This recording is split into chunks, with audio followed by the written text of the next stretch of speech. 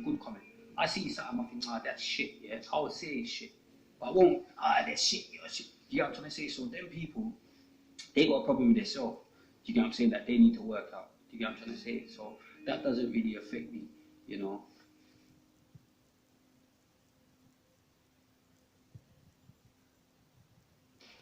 It affected me, but obviously there was so much going on at the time, but it affected me clearly, because obviously, like, how can your mum die and it don't affect you?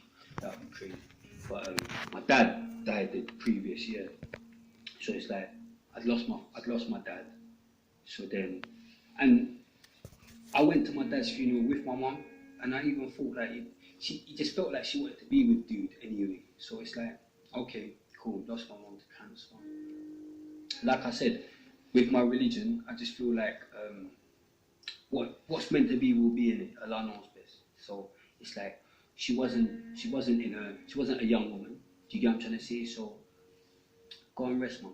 Do you get what I'm trying to say? Like, I'm just glad she didn't end up all, because how my mum is, she wants to be able to move and rave, and she didn't end up having to be like, do you get what I'm trying to say, not be able to move, or she enjoyed her life all the way through. Do you get what I'm saying? So okay, cool. You know, so yeah, that's how I look at things. Really, it's like you know, with every hardship comes ease. You know, so I just look at it like, it's like, okay, my mum died, but I survived. Do you get what I'm trying to say? So that could have, you know what I mean? That could have been the energy. Do you get what I'm saying? Like, it's just one of them things, innit? What Allah wills, He wills. Because I could have died that day easily. I could have died a lot of times, but I didn't. Do you get what I'm trying to say? That was my mum's time to die. Do you get what I'm trying to say? So that's, and the weird thing about it is I prepare for things. Do you get what I'm trying to say? I'm able, alhamdulillah, I've got a strong mind, and I'm able to prepare for things. So it's like I knew my mum was getting on, like, and in the back of my head I kind of prepared for it. Not prepared for it, like, it sounds nuts, you get me, preparing for your mum dying or whatever.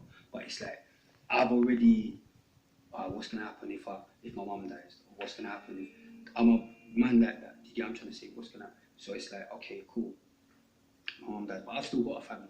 Do you get what I'm saying? That I've got to cater for. I've got, do you get what I'm trying to say? I've got, you know what I mean? So it's like, and it's the circle of life. I had to be there when my mum lost her mum. I was there, do you get what I'm saying, and saw my mum cry. So I know the circle of life. Do you get what I'm saying? She lost her dad. That's just what happens. And it's better, how I looked at it, it's better I lose my mum than my mum lose me to these dirty streets, because there's so many times my mum crying in her, like, she thought she might lose me to these dirty streets. And guess what? My mum didn't have to bury me, you know. Enough man's mum had to bury them. So that's another thing what kind of helped me get through that situation. You know?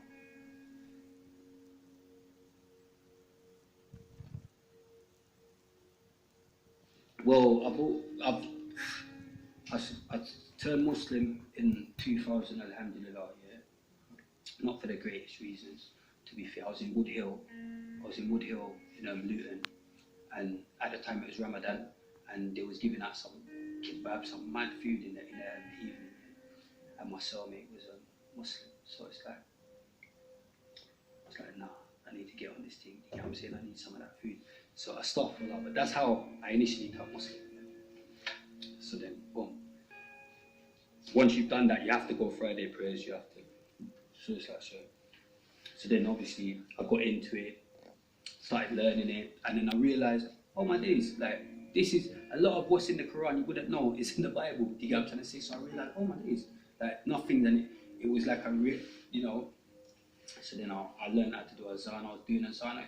Wood Hill, I was on it proper, but it's like when I came back out, I kind of didn't really, you get what I'm trying to say, but my mom's Catholic, everyone, so it's like, I came back out, within a couple of weeks, I'm on a sausage and egg McMuffin, you get what I'm trying to say, I'm being nuts, you get what I'm saying, a star follower, so it's like I kind of wavered, you know, got back on, like, I've always been religious, you know, so even when I wavered, I'll be beating Psalms.